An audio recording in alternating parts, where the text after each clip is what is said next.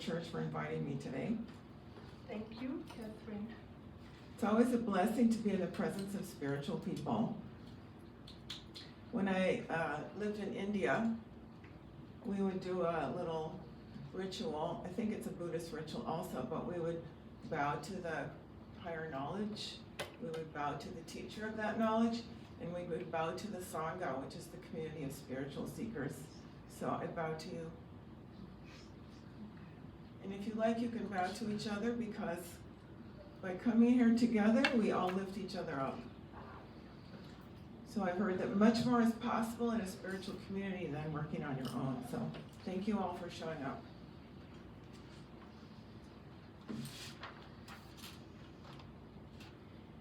I want to read you a little story. I'm going to read you some stories from this book, Shortcuts to Mindfulness. It's 100 Ways to Personal and Spiritual Growth. And the idea is you don't have to read a whole book. You can just read a little blurb and go, oh yeah. Because I don't know, I'm sure I'm not the only person in the room who needs a little help waking up sometimes. So this one's called Personal Growth and the Ostrich Egg. It was hot that summer, hotter than 4 kids from the chilly Pacific Northwest could comprehend. Our dad had gotten a math scholarship for 6 weeks in Champaign-Urbana, Illinois. So he and Mom had piled all us kids into the Volkswagen van and headed off cross-country to a planet very unlike our own. It was way too hot to play outside, so every day we escaped to the air-conditioned shopping center across the street. Malls were not yet ubiquitous. Who else besides me remembers when there weren't shopping malls everywhere? They seemed jam full of mystical treasures, and our parents let us go over unchaperoned. The immensity of this freedom was almost inconceivable to us. The most magical treat of all was right inside the front door. An aquarium that held 6 chicken eggs and a gigantic 4-pounder from an ostrich. Listed on the pedestal below were the dates they were expected to hatch. It was only a matter of weeks, but in the time frame of children, forever.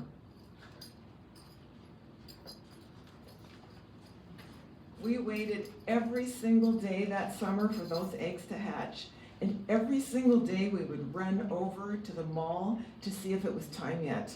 Waiting, we waited, and not too patiently. The ostrich egg turned out to be a dud. But every one of us, my brother and sisters and I, remember the best day of summer as the one when we arrived and the chickens were finally hatching. We city kids watched the natural miracle as they pecked their way out of their shells, wet and squeaking. We found out it wasn't all sanitized, Disney-fied as we've been led to believe by the cartoons, where adorable baby chicks burst out of their shells spotless and downy.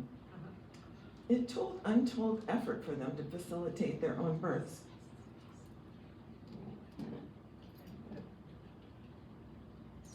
It took untold effort for them to facilitate their own births, and one chick was bloody from being cut by its shell.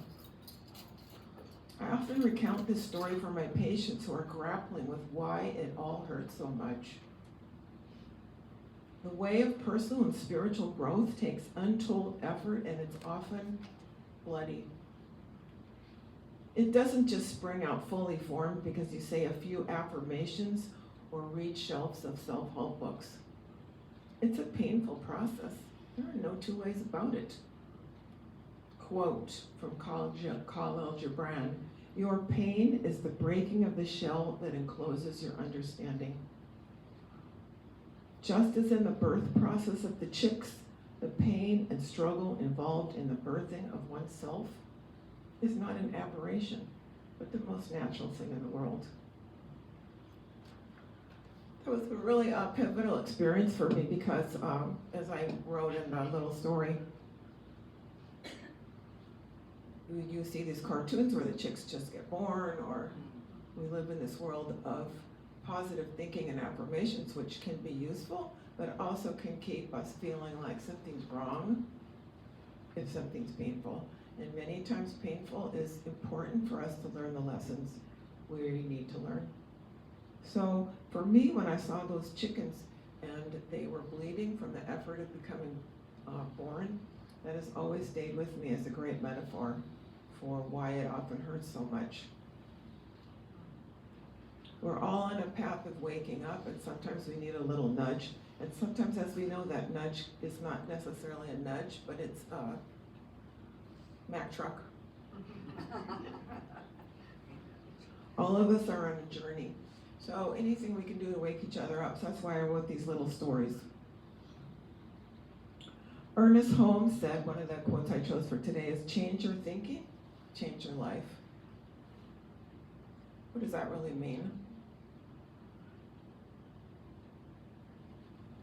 So it might mean positive thinking, or it might mean broadening the way we think. I wrote a little piece about that I want to share with you. I called it, Don't Believe What You Think.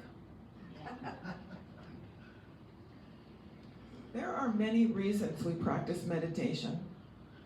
One of the most widely touted is its ability to help us manage stress and feel relaxed.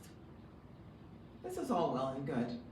However, I think the most important benefit is that it teaches us to break our identification with our minds. So I have patients who will say, well, I can't help it. I just think that something terrible is going to happen. I said, you can't help that. You don't have to believe what you think. Well, I can't help it. I think I'm fat and too fat and getting old, and I really hate that about myself. I said, you can change that thought. You don't have to have those thoughts that are hurting you or that the culture is trying to indoctrinate you with. So the meditation can help us see, oh, I am a person having thoughts, I am not my thoughts. We watch, we breathe, we observe our thoughts float by like clouds. When a particular thought captures our attention, we calmly notice it and let it go. Many, if not most people, are continually tortured by a steady stream of thoughts, letting them know they don't measure up. Not attractive enough, not lovable enough, not rich, on and on. Actually, our culture encourages this because when people are happy with themselves, they don't buy much.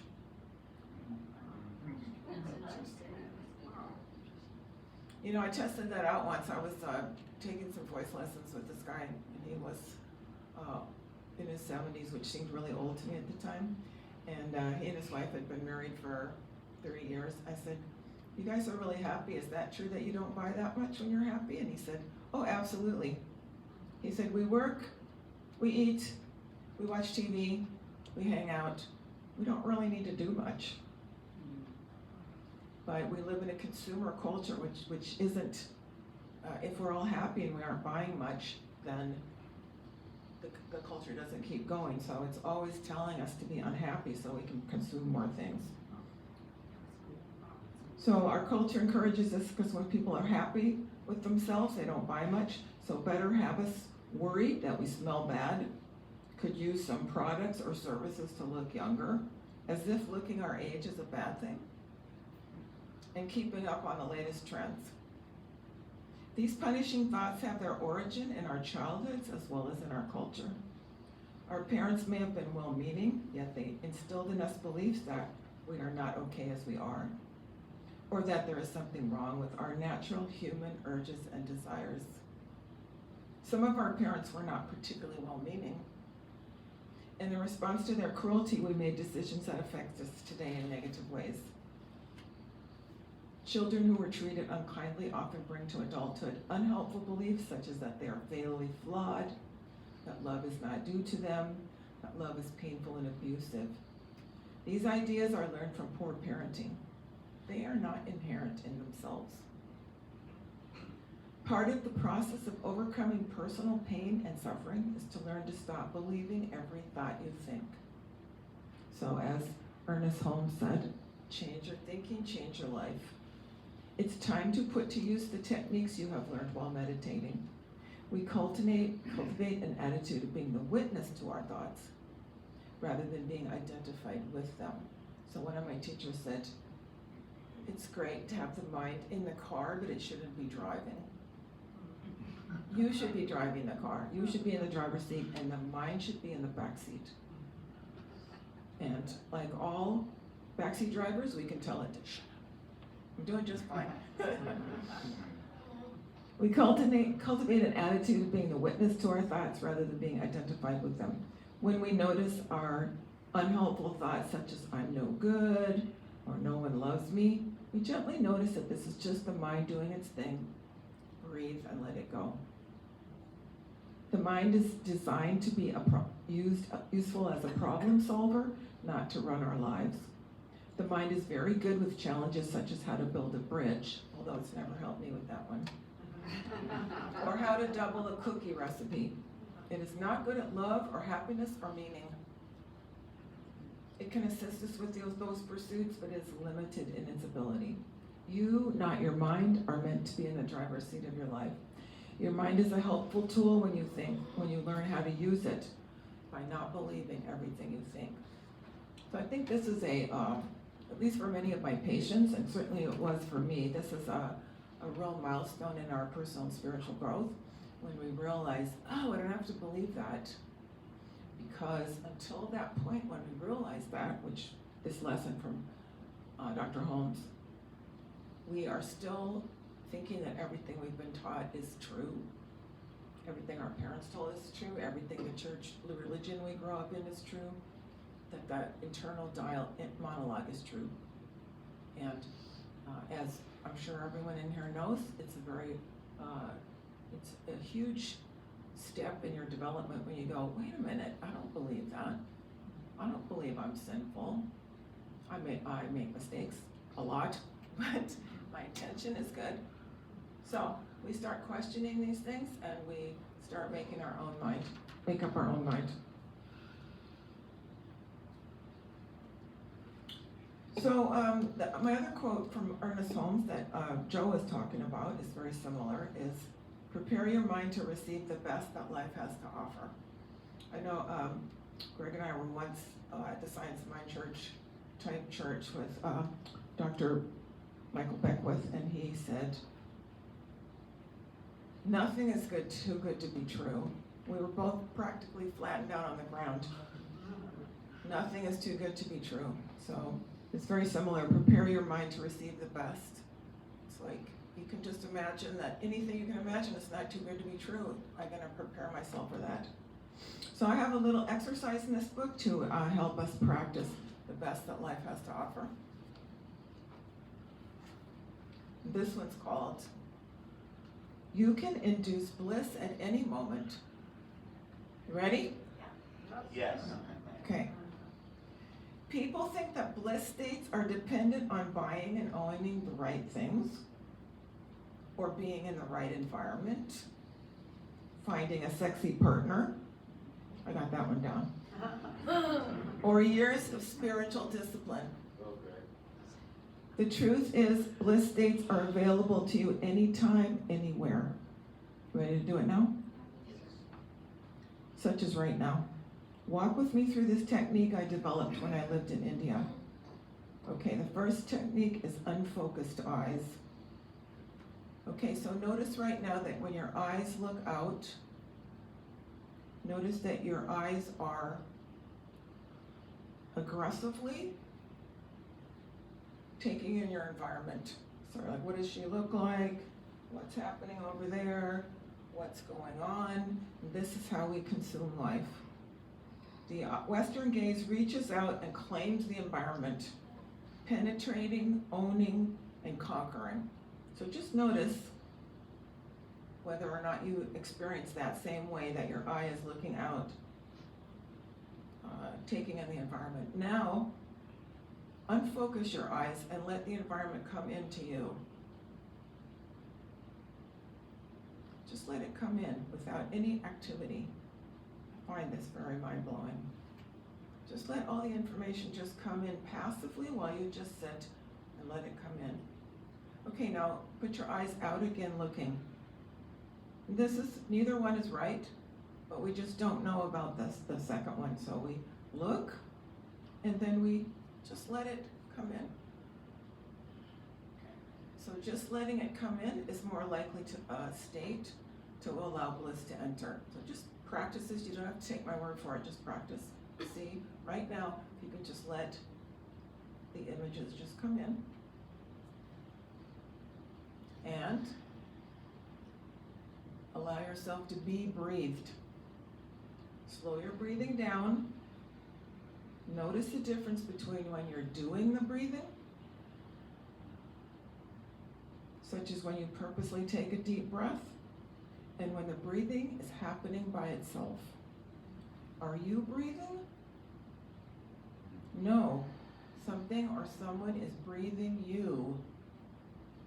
You are being breathed.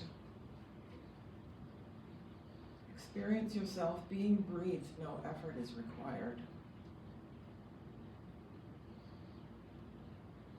In the modern world, we breathe rapidly and shallowly with the breath staying at the top of the chest.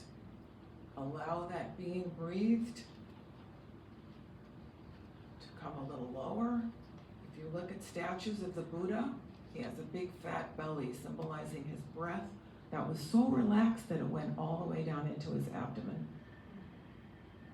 So see if the breath can drop down to your tailbone. Let it push out your belly when it inhales and deflate like a balloon during the exhale. So you're receiving the breath, and if your eyes are open, you're receiving the images, not doing either of those things. So watch the flow, feel the breath flowing in and out by itself, over and over. Observe it circulating all the way down, up and out. Open to the flow of humanity or nature with your unfocused eyes. If your mind starts its endless chattering, just watch that too, because that happens. So become aware that blissfulness is happening.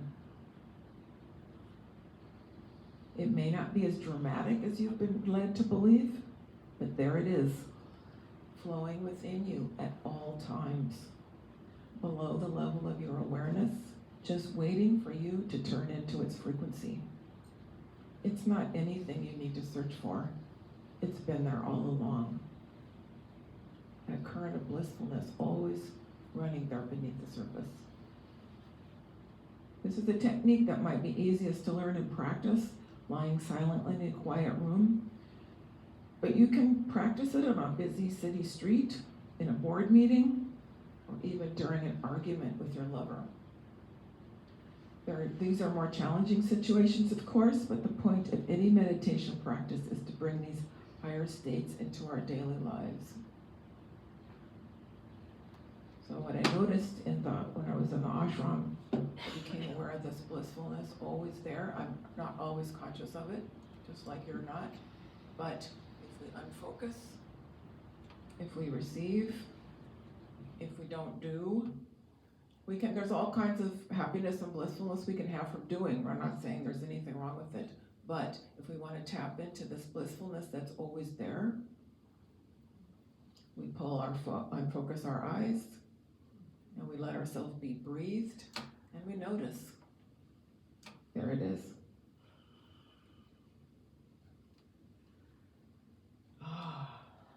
Feel it?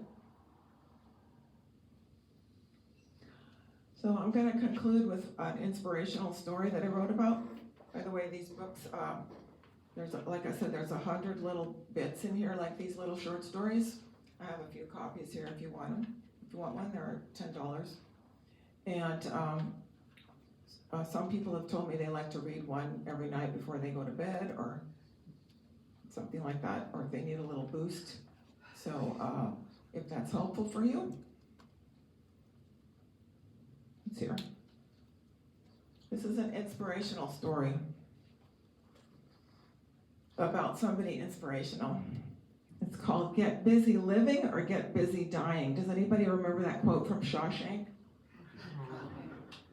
Yeah, okay.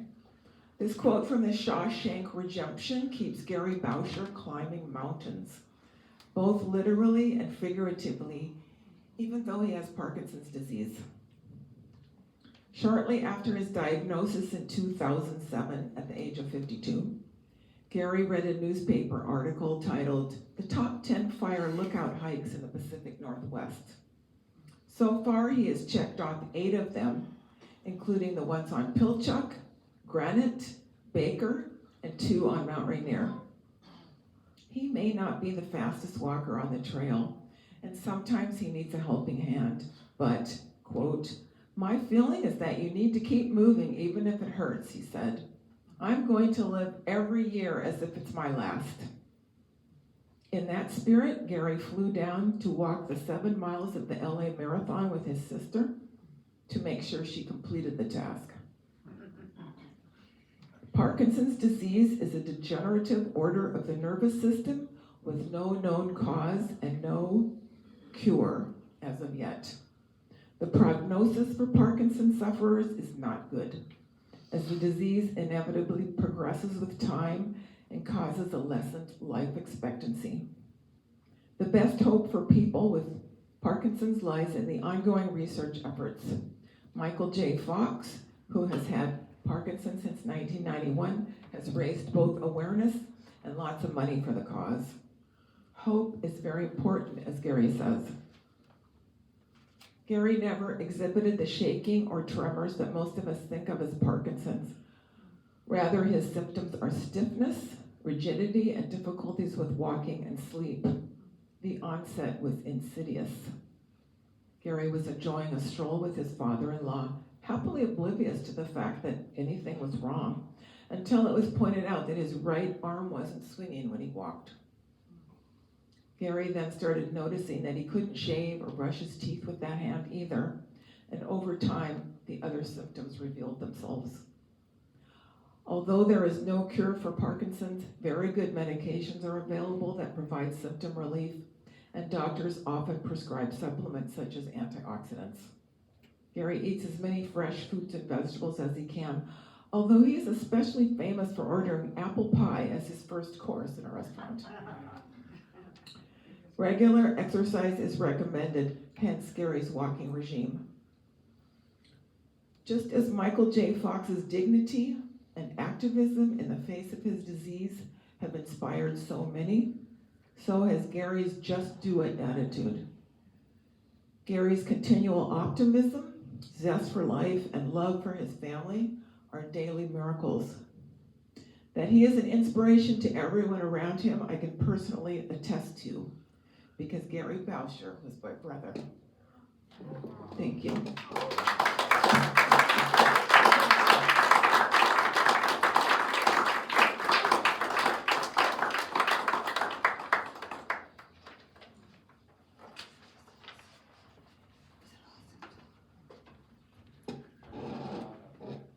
Now you know why I said she